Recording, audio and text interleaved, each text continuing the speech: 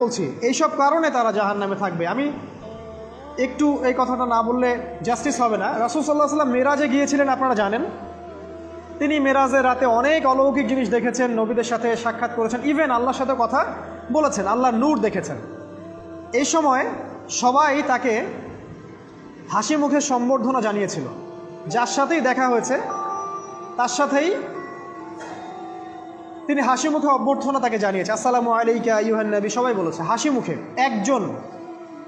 একজন মালাক, একজন ফেরেশতা তাকে দেখে হাসেননি, একজন। আপনারা কি জানেন?